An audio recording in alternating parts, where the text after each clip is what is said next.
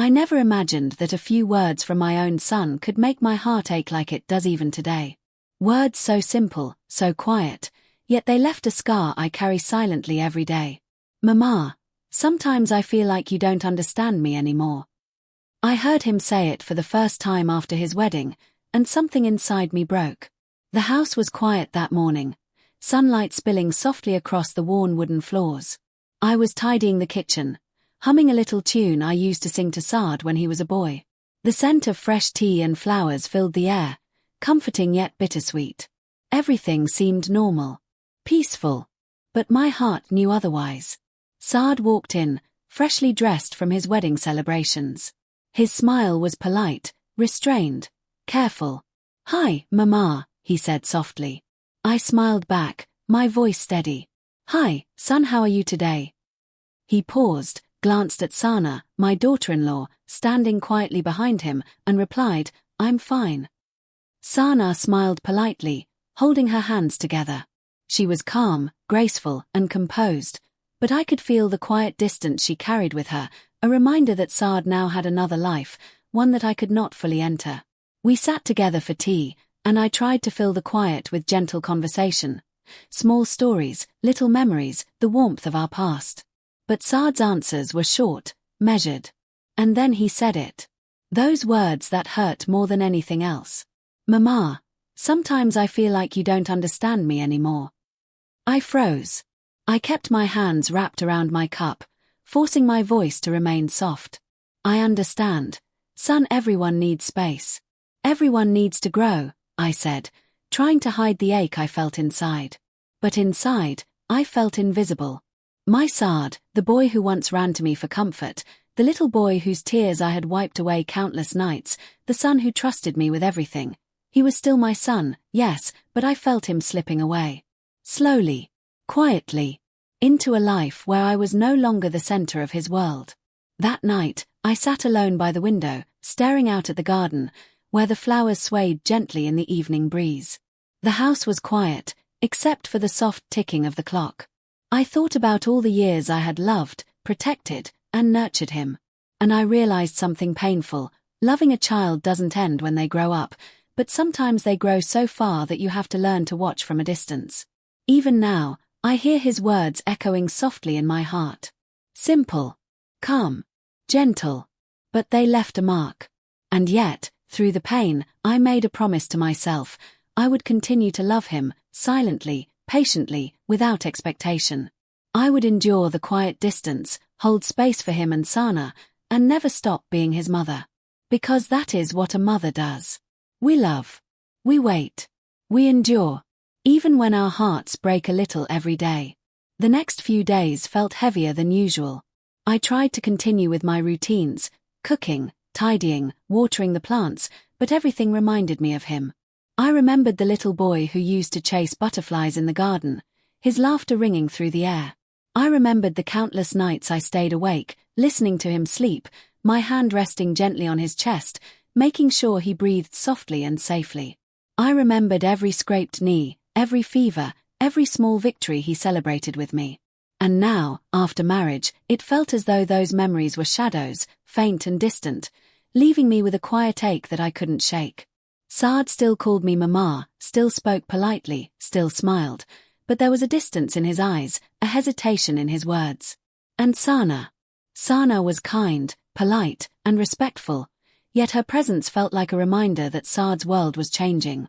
That he had a life now where I wasn't the first person he thought of when he needed comfort, advice, or companionship. One evening, I went to their house to drop off some freshly baked bread. The door opened, and I was greeted with polite smiles. Saad welcomed me, but I noticed how quickly he glanced at Sana before stepping aside to let me in.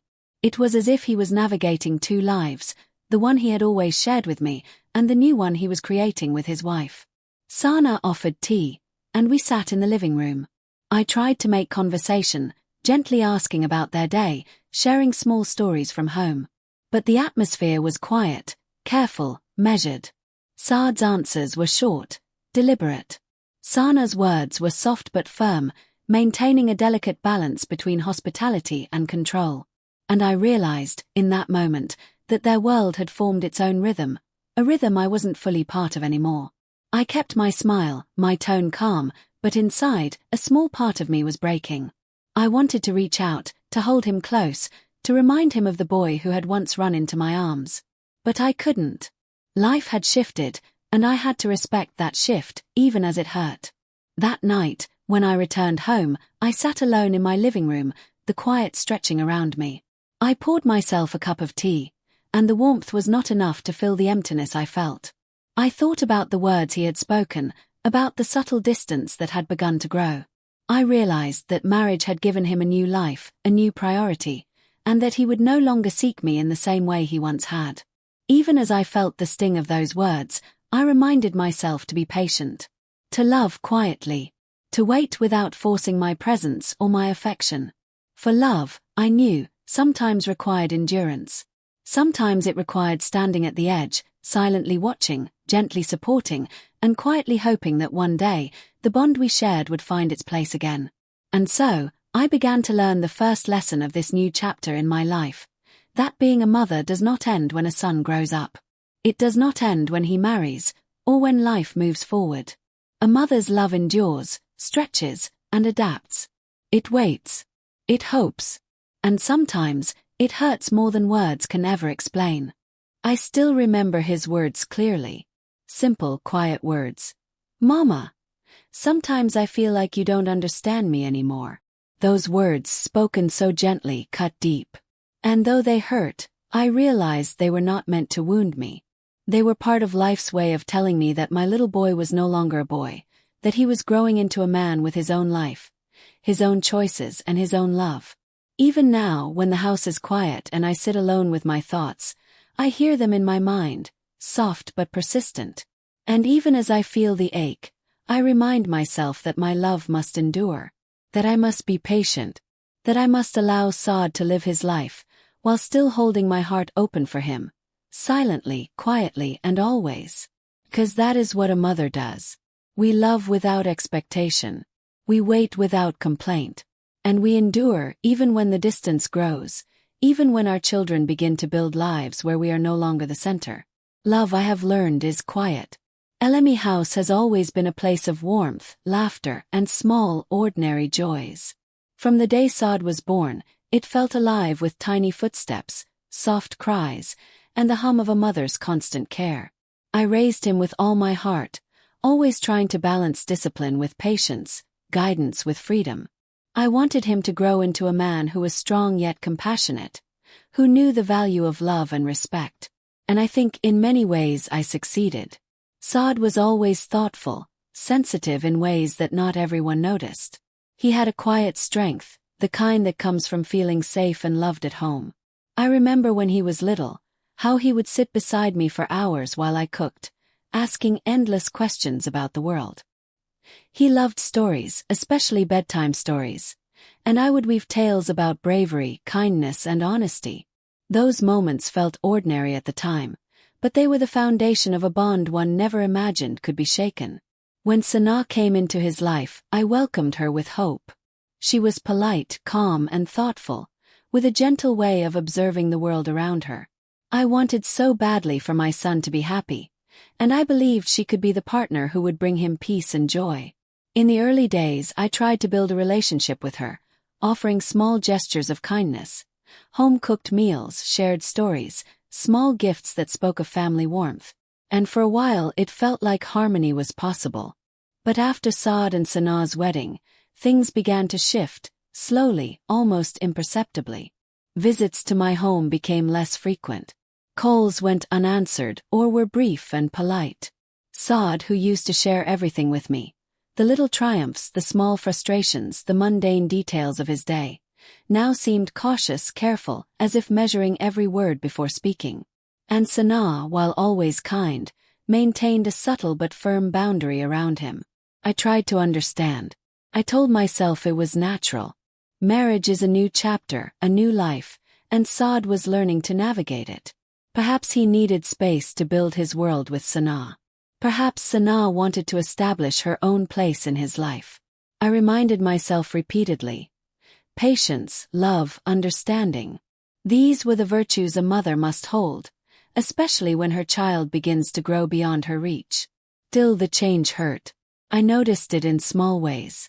When I asked about their day, Saad's answers were brief, careful.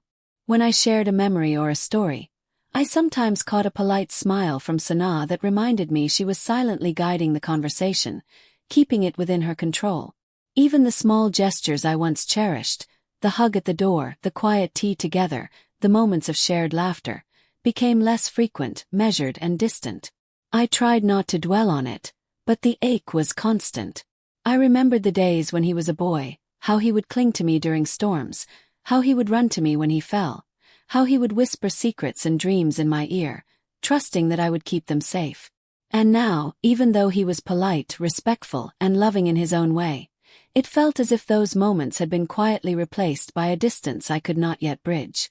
One afternoon, I visited them with some home-cooked food, hoping to share a small moment of connection.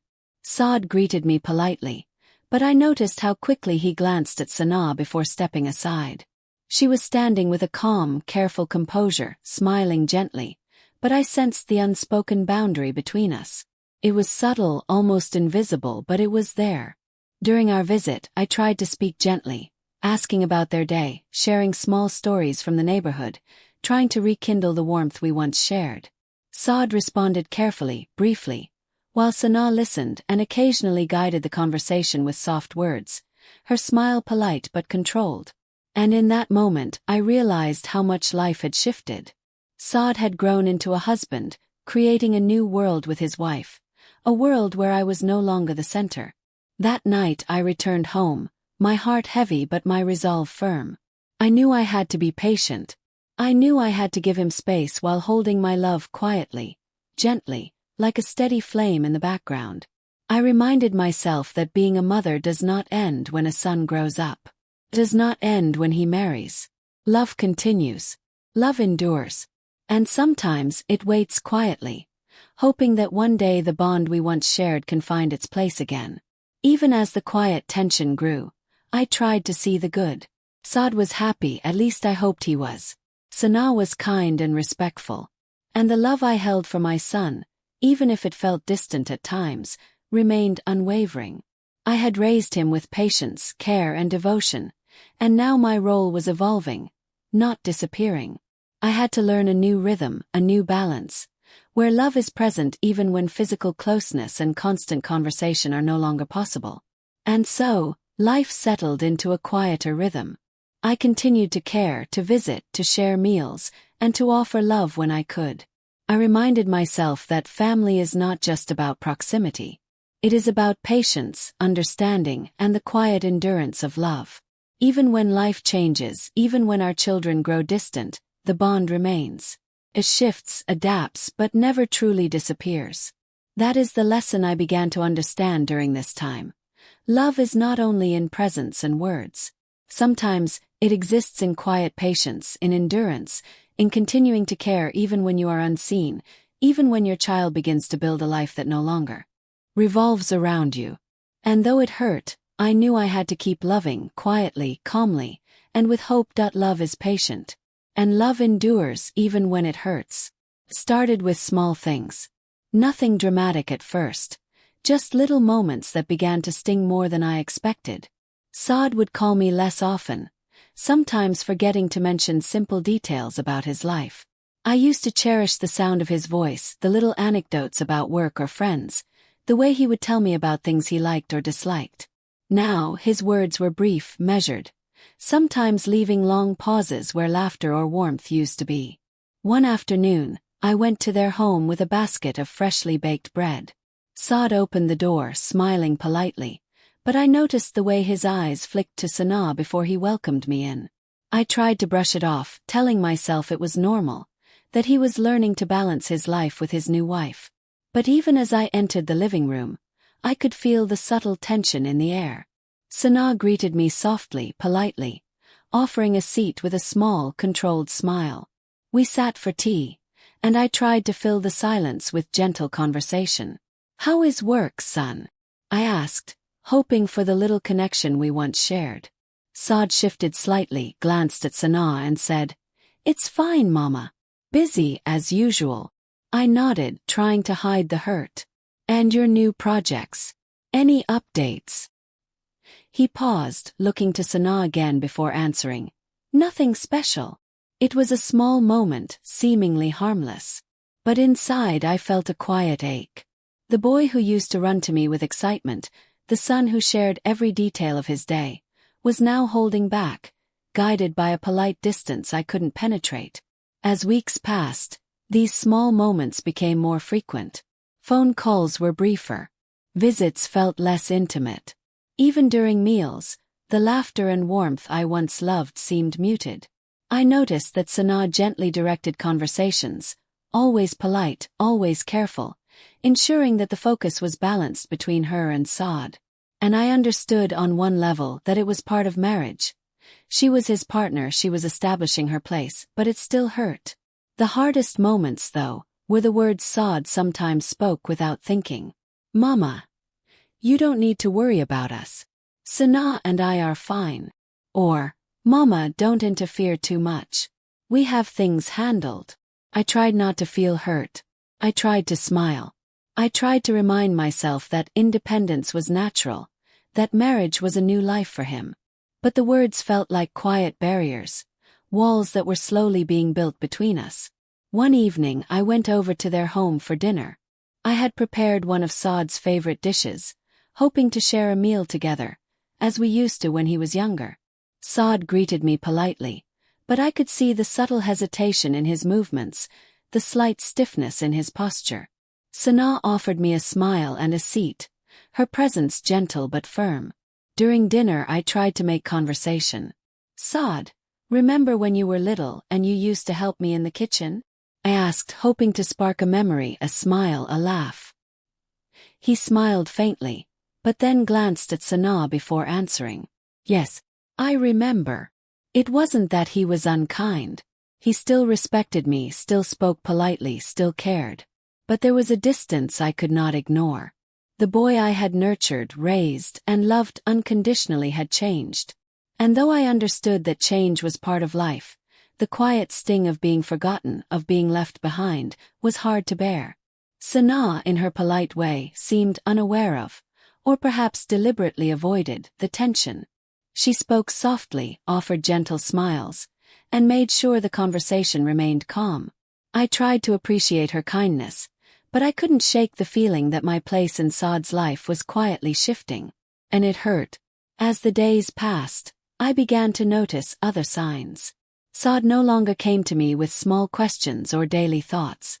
He didn't ask for advice as often. Even simple gestures like sharing a cup of tea or a short chat in the kitchen became rare. And though I continued to love him, to care for him, and to support him quietly, the growing distance felt like a slow ache in my chest.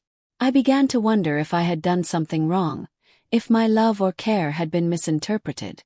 Perhaps I had been too protective. Perhaps I had not given him enough freedom. Or perhaps this was simply the way life changed, and I had to accept it, even if it hurt more than I expected. And then came the moments when Saad's words pierced deeper than ever.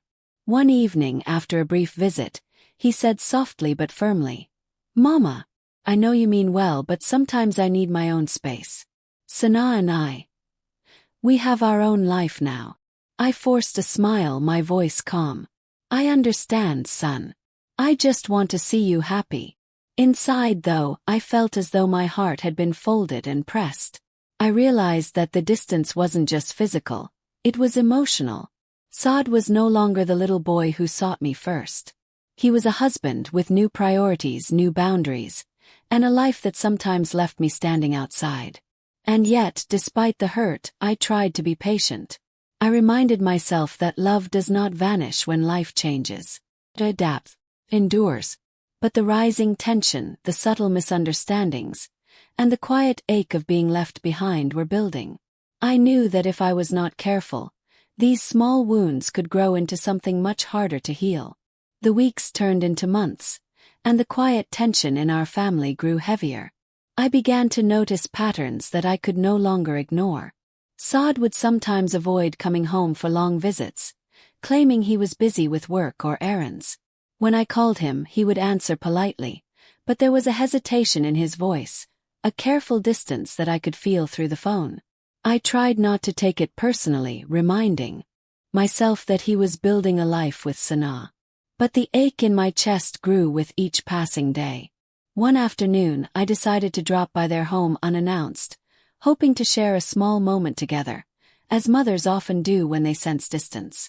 I arrived with a small basket of fruit and a gentle smile, thinking perhaps we could have tea, laugh a little, and reconnect.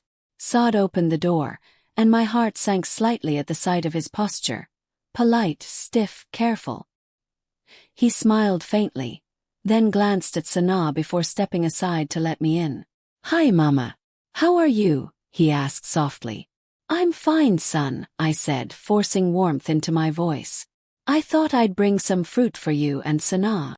Sana greeted me politely, offering a gentle smile. "Thank you for this," she said softly. "It's very kind of you." We sat in the living room, the soft hum of the ceiling fan above us, the quiet ticking of the clock marking time. I tried to speak gently, asking about work, about their day, about little things that once connected us. Saad nodded, gave brief replies, and occasionally glanced at Sana as if seeking reassurance. And then it happened. A small misunderstanding that cut deeper than I expected. I made a simple comment about Saad's new office, hoping to share a memory of his childhood. "I remember how you always organized your school desk. Son, you liked everything in its place. Do you still do that at work?" Saad's response was polite but sharp in tone, though not in volume. "Mama, I'm not a child anymore. I manage my own things now." I froze, my heart sinking. I tried to smile, keep my voice calm. "I know, son, I just thought it was a small memory. Nothing more." Sana looked at him, then at me, her eyes soft but firm. "Saad, it's okay," she said gently. But I could see that she, too, was creating boundaries, even subtly, to guide him away from what she perhaps felt was over-involvement. After that visit, I sat alone in my car for a long while, holding back tears. The polite words, the quiet sharpness in Saad's tone, the careful presence of Sana, all of it weighed on me. It was no longer just distance. It was a barrier, a wall that I wasn't sure I could climb over. And the hardest part was that Saad, my beloved son, seemed unaware of how much those words and actions hurt me. The tension only grew in the following days. Phone calls became less frequent. Messages went unanswered for hours, sometimes days. When I tried to speak to Saad about small matters, plans for family gatherings, his own health, little concerns, he would brush me off politely but firmly.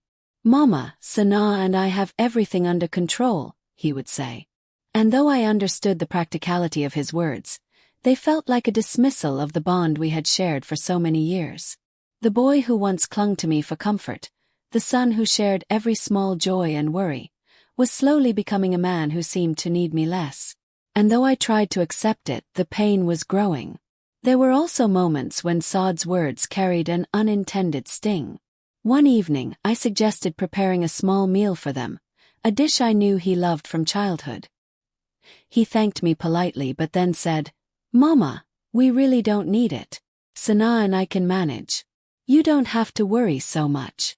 I forced a smile, hiding the ache in my chest. "I just want to do something nice, son, nothing more." But the words left a mark. It was as if my presence, my care, my love, were being quietly pushed aside. And I began to realize that this wasn't just a phase. The changes were real. The emotional distance, the polite but firm barriers, the careful words, all of it was creating a growing separation between us. And then came the moment that truly shook me. Saad, sitting across from me during a brief visit, looked me in the eyes and said softly but firmly, "Mama, I love you, but sometimes I feel like you don't understand me anymore. Sana and we have our own life now. You need to let us live it." I nodded, keeping my voice calm, but inside I felt my heart break. The words were not cruel, they were honest. And yet, they struck deep because I realized he was not just asking for space. He was quietly telling me that the bond we had shared, the closeness I had cherished, was changing in ways I could not stop. That night, I sat alone, the house quiet, the soft hum of the night settling around me. I remembered every moment of his childhood, every small gesture of love, every night spent watching over him. And I understood painfully that my role had shifted. Saad was no longer my little boy. He was a husband, a man with a new life and new priorities. And though the love I felt for him had not changed, the quiet heartbreak of being forgotten, of being left behind, was growing heavier every day. It happened on a rainy evening, the kind where the sky is heavy and the world feels still, almost reflective. I had gone to Saad and Sanaa's home with a small basket of food, hoping to spend a quiet evening together. The rain tapped softly against the window as I entered, the faint smell of wet earth mingling with the warm scent of the house. Saad greeted me with a polite smile, but I noticed immediately how tense his shoulders were, how carefully he measured his words. "Mama, it's good to see you," he said softly. There was warmth, yes, but a cautious distance that I could not ignore. Sanaa stood nearby, her expression calm, gentle but firm. She welcomed me politely and offered a seat. "Tea?" she asked softly. I nodded, trying to settle into the room, trying to find the small warmth we used to share. We sat together, and I tried to speak gently, asking about their day, sharing a few small memories from the past, trying to bridge the invisible gap that had formed between us. For a while, conversation flowed quietly. Then, almost without warning, Saad spoke. "Mama, I've been thinking," he began, his voice calm but serious. "I don't think it's healthy for us to spend so much time together now. Sanaa and we need space. Our own space. You need to let us live our life without interference." The words hit me like a cold wind. I tried to force a calm smile, tried to steady my voice. "Daughter, I only care about you. I want to see you happy. I want to spend time with you, that's all." He shook his head gently. "I know you mean well, Mama. But sometimes, your presence feels heavy. Sanaa and I have our routines, our life. We can't have the same closeness we had before." The words pierced deeper than I had expected. Not because they were cruel, they weren't, but because they were honest. And honesty, when it cuts at the heart, can be far sharper than anger or malice. Sanaa watched silently, her hands folded neatly in her lap. She didn't speak, but I could see the unspoken support in her gaze. She was quietly reinforcing the boundaries, guiding Saad toward a life where I was no longer central. I tried again, my voice trembling slightly despite my best effort. "I don't want to interfere. I only want to be your mother. I only want to share moments with my son." Saad looked down, then back at me, his expression calm but firm. "Mama, sometimes I feel like you don't understand me anymore. I love you, but we have to live our life. Sanaa and we need to be independent." I felt a sharp ache in my chest, as though a door had closed slowly and quietly in my heart. The boy who once ran to me for comfort, the son who trusted me with every small thought and secret, had grown into a man who politely asked me to step back. And I understood, truly understood, that this was not a momentary frustration or anger. It was the reality of his new life, a life where I was no longer the first person he turned to, no longer the center of his world. For the first time, I allowed myself to cry quietly, my tears falling silently onto my hands. Not in anger, not in bitterness, but in heartbreak. Heartbreak for the boy I had raised, the son I had nurtured, the bond one had cherished so deeply. And though I knew I had to accept his words, they struck me with a pain I had not been prepared for. Sanaa moved slightly, placing a gentle hand on Saad's arm, a subtle signal of reassurance. "It's okay," she said softly, almost to both of us. And in that moment I realized the truth. My little boy was gone. The son I had known, the boy who had clung to me in fear, who had laughed with abandon, who had shared every small joy, had grown into a husband whose life was no longer entwined with mine in the same way. I stayed a little longer, speaking gently, trying to hold on to a fragment of connection. But the distance was real now, undeniable, and my heart felt heavy with the realization. Saad's words, the polite, measured words, were not just requests for space. They were a quiet farewell to the closeness we had shared, a turning point that marked the end of a chapter in both our lives. As I walked home that rainy evening, my umbrella barely shielding me from the downpour, I thought about everything we had shared. The childhood memories, the laughter, the late-night talks, the gentle guidance. And though the ache in my heart was deep, I knew that this was life. Saad had grown, and I had to learn to love him differently now, from a distance, with patience, quiet endurance, and unwavering hope. It was a painful lesson, harsh awakening. And yet, it was also a moment of clarity. Love does not vanish when life changes. Endures. Even when our children grow distant. Even when our hearts ache. Even when the bond we cherished is reshaped by time and circumstance. The next weeks were the hardest I had experienced in years. Every visit, every phone call, every small exchange felt weighted, carefully measured and distant. I tried to remind myself to be patient, to respect the life Saad had built with Sanaa. But patience, no matter how deep, does not erase the sting of being quietly pushed aside by your own child. One evening I visited them unexpectedly. I had baked his favorite dessert, hoping for a simple warm moment, a small chance to reconnect. I arrived to the faint hum of the television and the smell of dinner in the kitchen. Saad greeted me with his usual polite smile, but there was a subtle tension in his posture. He nodded, allowing me to enter. Sanaa moved gracefully around him, offering me a seat and placing the dessert on the table. "Thank you for this," she said softly. Her tone was gentle, her expression calm, but I sensed her careful control over the atmosphere, her silent direction of every interaction.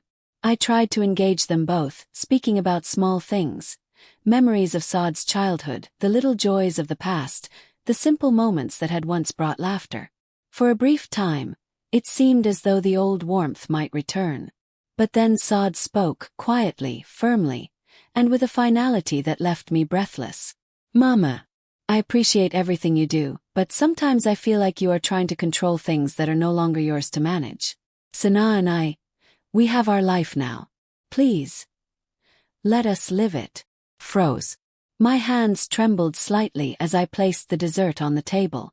The boy I had loved and nurtured, the son I had stayed awake for countless nights, the child whose happiness had always been my priority, was now asking me to step aside. Politely, firmly, but unmistakably, I tried to steady my voice. "I am not trying to control, son. I just want to spend time with my son." Saad looked at me with quiet sadness, his voice soft but firm. "Mama, I love you, but I need space. You need to let Sanaa and me live our life without interference. I can't be the same person I was before marriage. Please understand." The words struck me deeper than any anger could. They were honest, not cruel, but the pain was undeniable. My heart felt heavy, folded under the weight of years of love, care, and devotion. The boy I had raised, the son I had poured my life into, was no longer the same boy. I sat silently, the quiet of the room pressing in. Sanaa looked at me, her eyes kind but firm.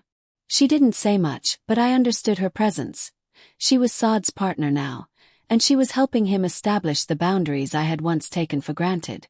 I realized in that quiet, painful moment that my role had shifted. My little boy, my son, had grown into a man with a new life, a life that I was not the center of anymore. And though I wanted to be gentle, to smile, to accept it, the ache in my heart was undeniable. After that evening, I returned home in the rain, my coat soaked, my umbrella doing little to shield me from the chill. I sat in my living room, staring at the dim light, thinking of all the years we had shared, all the moments of laughter and care, and all the times I had been there for him without question. And I realized that life had changed irrevocably. Saad's words, the calm, polite but final words, had created a distance I could not ignore. He was still my son, yes, but he was also someone I could no longer fully reach. And the realization hurt more than anything I had experienced before. It was not anger. It was heartbreak, quiet and persistent, like a shadow that followed me wherever I went. That night I cried quietly, tears falling without sound. Not in anger, not in resentment, but in grief for the bond one had cherished, for the boy I had raised, for the son I now had to learn to love differently. I understood in that moment that my patience, my quiet endurance, and my unwavering love were all I could offer now. And yet, even through the heartbreak, a small flicker of understanding emerged. Saad was not rejecting me. He was simply stepping into a new life, one where I could not be the center. And though the realization was painful, I knew I had to adjust, to accept, and to continue loving quietly, without expectation, without complaint, and without resentment. 'Cause that is what a mother does. We endure. We love. We adapt. Even when the world shifts beneath our feet, even when our children grow distant, even when our hearts feel heavy with sorrow, we hold on to love. The days after that rainy evening felt heavy. I moved through the house quietly, my hands busy with small tasks, my mind occupied with memories of a life that had shifted so suddenly. I reminded myself again and again. Saad was happy. He had a life now with Sanaa, and he was learning to navigate it. My love for him did not diminish. It simply had to change. I spent a lot of time alone in my living room, sitting by the window and watching the world move outside. The trees swayed in the gentle breeze, the neighbors went about their daily lives, and the soft hum of life continued beyond my walls. I thought about Saad's childhood, the scraped knees I had bandaged, the late nights I had stayed awake, the stories I had told, the lessons I had tried to teach. And I realized that all of that had shaped him into the man he was today. Even though he had grown distant, even though his words had hurt me more than I could have imagined, I understood that his life was his own now. I could not force him to remain the little boy I once knew. I could not demand the closeness I had cherished. All I could do was love him quietly, from a distance, without expectation, without complaint, and without judgment. Slowly, I began to find a rhythm. I continued to care for him in small ways, dropping by with food, sending a text to ask how he was, leaving small gifts for no reason other than love. I learned to accept that the responses might be polite, brief, or measured. I learned that love is not always loud. Sometimes it is quiet, enduring, patient, and steady. There were moments, of course, when the ache returned. When a phone call went unanswered for days, when a visit ended quickly, or when Saad's words were careful and distant. Each time, I felt the familiar sting in my chest. But I reminded myself that this was life, and love was not measured by constant presence or shared conversation. It was measured by patience, endurance, and quiet devotion. I also began to see a different side of Saad. Despite the distance, there were moments of connection, fleeting though they might be. A small smile, a brief story, a polite thank you for a meal I had prepared. In these moments, I realized that the bond we shared had not disappeared. It had transformed. And while it was no longer the closeness of his childhood, it was still love, still connection, still the quiet thread that tied us together. Sanaa, too, became part of this understanding. She was kind, polite, and firm, guiding Saad in their life together, but never unkind to me. I learned to appreciate her presence, to see her not as a barrier, but as someone who loved my son in her own way. She was not the obstacle I had feared. She was a part of the life Saad had built, and I had to accept that as part of loving him. Over time, I noticed a shift within myself. The hurt did not vanish, but it became manageable. I learned to breathe through the moments of pain, to remind myself that love endures even when it is not reciprocated in the way we hope. I learned to celebrate small gestures, to cherish fleeting moments, and to continue offering my heart without expectation. One evening, as I sat alone with a cup of tea, I reflected on everything that had happened. I realized that motherhood is not about control, about constant closeness, or about shaping the life of our children. Motherhood is about love, unconditional, patient, and enduring. It is about letting go, even when it hurts, and trusting that the bond we built will survive, even if it changes form. I began to see that my heartbreak had a purpose. It was teaching me resilience, patience, and a deeper understanding of love. I was learning to let go of what I could not control and to focus on what I could. My own love, my own care, my own quiet presence in Saad's life. And though I still missed the closeness of the past, I could now see the beauty in this transformed relationship. Saad was happy, independent, and building a life with the woman he loved. My role had changed, yes, but it was still meaningful. I was still his mother, still a source of care, still a part of his life, even if from a quieter, gentler distance. In that quiet acceptance I found peace. Not the kind of loud, jubilant peace, but the calm, steady kind that settles in the heart when you have endured pain and learned to love differently. I realized that love is not about possession, closeness, or constant attention. It is about endurance, patience, and the quiet certainty that even when life shifts, the bond of love remains. As time passed, I noticed subtle changes. Not in Saad but in myself. I realized that my need to hold him close, to keep him in the familiar rhythm of our past, had been stronger than my understanding of his life as a grown man. Accepting that he had a life of his own did not mean I stopped caring. It meant I had to love differently, quietly, patiently, without expectation. I started to cherish small gestures. When Saad called to tell me about a project at work, I would smile at his voice on the phone, even if the conversation was brief. When Sanaa thanked me for a dish or a thoughtful gesture, I felt a quiet warmth knowing my love had reached them, even in the smallest way. These moments reminded me that love is not always about constant closeness. Sometimes it is about presence, however quiet and measured it may be. I also began to let go of guilt. I reminded myself that motherhood does not end when a child grows up, but it transforms. The sleepless nights, the early morning breakfasts, the countless small sacrifices, all of that had built the foundation for the son he had become. And though our relationship had changed, it was not lost. It had simply grown into something different, quieter, and more delicate. Visiting them no longer felt heavy. I approached each visit with calm and gentle expectations, understanding that my presence was a gift, not a necessity. Saad and I could share a meal, a story, or a simple cup of tea, and even if the words were few, the connection remained. It was enough to see him smile, to hear his polite gratitude, to feel the quiet warmth of a bond that had endured despite distance and change. I also began to understand Sanaa more. At first, I had seen her as someone who came between us, who subtly created distance. But over time I realized that she loved Saad, cared for him, and helped him navigate the complexities of adult life. Instead of resisting, I began to appreciate her as part of my son's life.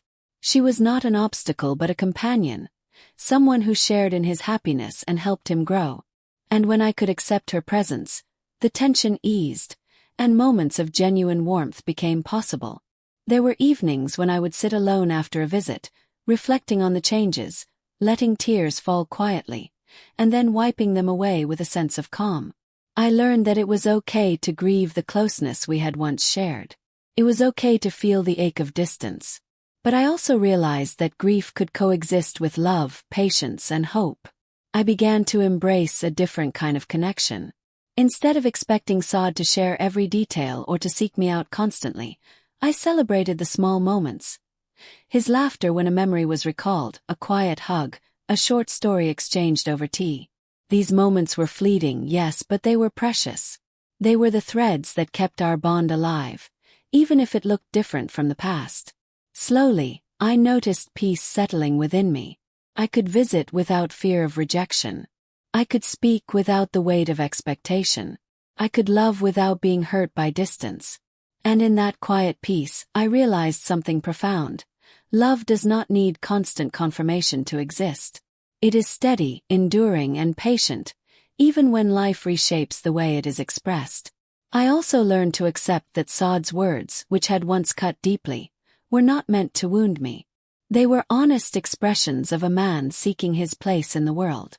And though they hurt, I could now see them as part of his growth, part of the life he was building. My role had changed, yes, but it had not vanished. I was still his mother, still a part of his life, still capable of love and care, even in new, quieter ways. Evenings became times of reflection, where I allowed myself to feel the ache and then let it soften into understanding. I reminded myself that motherhood is not about control, about being the center, or about constant presence. Motherhood is about love, patience, and quiet endurance. And sometimes it is about learning to let go while still holding on in your heart. I began to see our relationship differently. Saad's independence did not diminish my role. It transformed it. I could celebrate his growth, appreciate the life he was building with Sanaa, and still maintain the quiet, enduring love that had defined our bond. And in that acceptance I found strength. I realized that even when life changes, even when words wound, and even when distance grows, love remains. It adapts, it survives, and it endures. And though my heart still ached at times, I knew I was learning one of the most profound lessons of life. To love without expectation, to care without possession, and to hold on to hope even when the closeness we once had is no longer possible. With each passing week, I found myself adjusting to this new reality more gently. I started focusing on the little things I could do without expecting recognition. Preparing a small treat for Saad and Sanaa, sending a quick message to ask about their day, leaving a handwritten note of love and encouragement. Even if Saad responded with just a few polite words or Sanaa smiled quietly, these gestures reminded me that love could exist quietly, without the need for constant acknowledgement. I also began reflecting on my own feelings with more clarity. I realized that much of my pain came not only from Saad's distance but also from my own expectations. Had imagined that the closeness we shared in his childhood would remain unchanged, that his marriage would not alter the bond we had built. But life is not static. Children grow, relationships evolve, and love sometimes changes shape. Accepting this was difficult, but it was necessary for my peace of mind. I started finding comfort in memories without letting them weigh me down. I would recall the nights I stayed awake when Saad was sick, the mornings we spent laughing over small breakfasts, the little victories and accomplishments I had celebrated with him. These memories were no longer a source of longing or sorrow. They became gentle reminders of the depth of our bond and the love that had shaped both of our lives. Visits became calmer. I no longer walked into their home hoping to recreate the past or to reclaim closeness. Instead, I allowed myself to simply be present, sharing tea, a laugh, or a quiet story. Sometimes, Saad would look at me with a fleeting smile, a spark of the boy I once knew still there, and it was enough. Even if those moments were brief, they reminded me that the connection remained, even if it had shifted. I also began appreciating Sanaa in a new light. At first, I had feared her presence, believing she might come between Saad and me. But over time, I realized that she loved him, cared for him, and shared in his happiness. Accepting her as part of his life did not diminish my role. It strengthened it. By embracing Sanaa, I was learning to love my son without barriers, to extend my care to the family he had built, and to trust that our bond could coexist with their life together. One quiet evening, after leaving a small meal at their doorstep, I sat by the window, listening to the soft rustle of leaves outside. I reflected on all that had happened, the hurt, the distance, the polite but firm words that had cut deeply. And I realized that while life had changed, and while Saad's words had once wounded me, I was stronger now. My love for him had not lessened. It had simply transformed. I reminded myself that motherhood is not about possession. It is not about keeping our children close in the way we want. It is about love, endurance, and acceptance. It is about finding joy in their happiness, even if it is not exactly the happiness we imagined. It is about understanding that love can survive distance, boundaries, and even moments of hurt. And so, I began to let go of the anxiety, the fear, and the longing that had weighed so heavily on me. I learned to breathe through the moments of pain, to smile through the quiet ache, and to find fulfillment in the love I could offer without expectation. I learned that sometimes, the greatest gift we can give our children is the freedom to live their life fully, knowing we are there, quietly loving them from afar. In this new understanding, I found a gentle peace.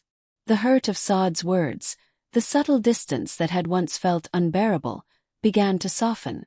I realized that I could love without needing to be at the center, that I could cherish my son in his independence, and that the bond we shared, though transformed, was still precious, enduring, and unbreakable in its own quiet way. And in that quiet acceptance, I began to hope again. Hope for small moments of connection. Hope for brief smiles and shared stories. Hope for understanding, patience, and love that transcended distance. Because even when life changes, even when our children grow and set boundaries, Love, true love, remains, endures, adapts, and it heals. The years moved gently, almost silently, like the soft hum of wind through the trees.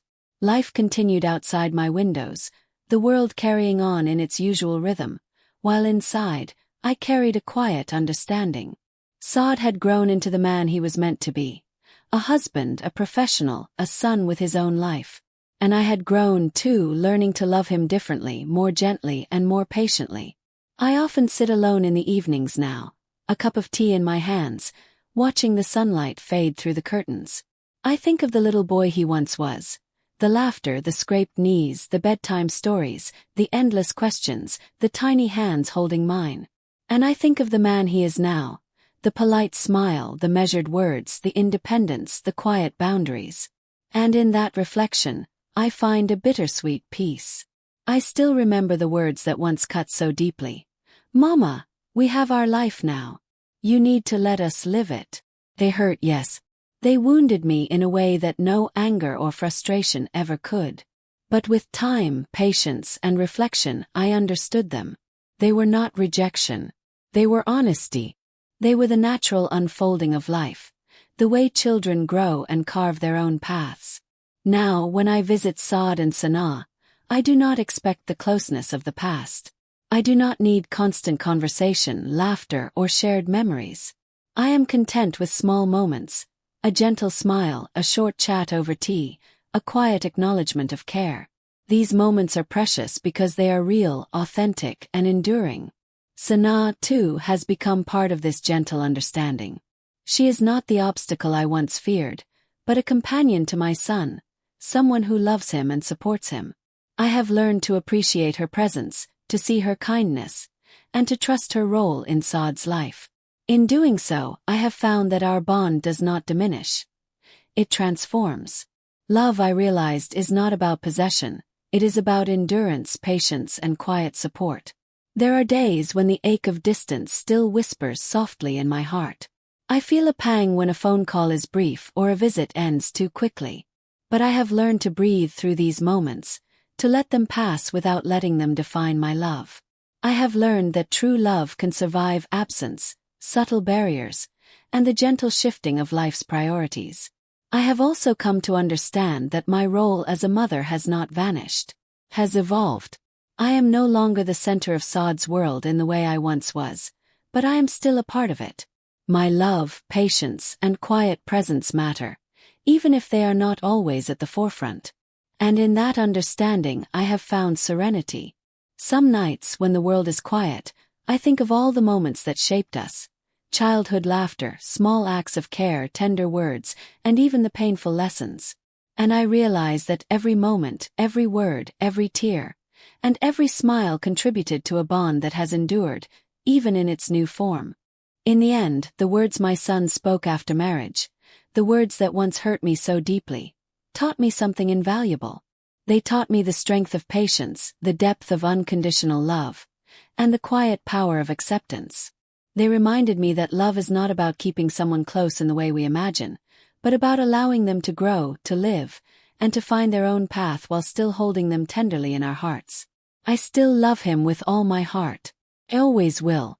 And though life has changed, though the closeness we once shared has transformed, the bond between a mother and her child endures.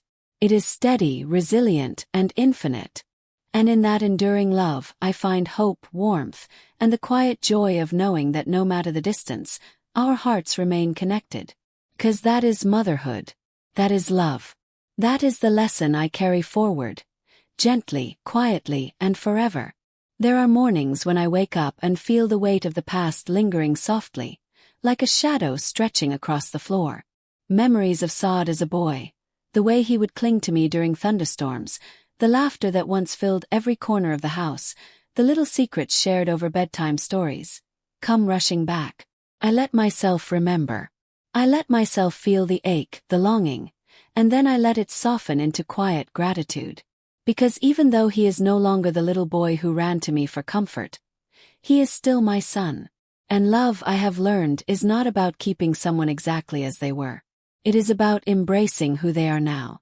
Saad is a man who loves his wife, who builds his own life, who stands on his own. And that is something to be proud of, something to celebrate, even if it comes with a subtle sting in my heart. I have also begun to notice the small, quiet ways our bond persists. A phone call that lingers a little longer than usual. A shared story about his childhood that brings a brief smile. A simple "Mama, thank you," that carries more weight than words can describe. These small moments remind me that connection does not vanish. It simply adapts. Sanaa has become a part of this understanding too. She is not only my son's partner but also a gentle presence in my life. We have learned to respect each other, to share moments without tension, and to appreciate the ways we both care for Saad. I have realized that love is not diminished by boundaries. It is strengthened by understanding, patience, and acceptance. Sometimes, in the quiet of the evening, I sit by the window with a cup of tea, listening to the world around me. The trees sway gently in the breeze. The distant laughter of children echoes softly, and the soft hum of life carries on. I think of Saad and Sanaa, of the life they are building together, and I feel a quiet warmth in my heart. My role has changed, yes, but it is no less meaningful. I am still his mother, still a source of love, still a part of his journey. I have also come to embrace the quiet lessons that pain teaches. The words that once hurt, the polite, measured requests for space, have become teachers. They have shown me the power of patience, the depth of unconditional love, and the importance of letting go without losing connection. They have taught me that love is not about holding tightly but about holding gently, allowing the people we care for to grow, to live, and to thrive. And though the ache in my heart never fully disappears, it has softened into a quiet strength. I have learned to carry love without expectation, to care without needing constant acknowledgement, and to find joy in the small, fleeting moments of connection. Sometimes when Saad and Sanaa visit, I watch them together. The way he smiles at her, the way she leans on him gently, the way their hands brush in quiet familiarity, and I feel a gentle pride. Pride in the man he has become, pride in the life he is building, and pride in the fact that my love for him has endured, quietly and faithfully, through change, distance, and heartbreak. In those moments, I whisper a quiet prayer of gratitude.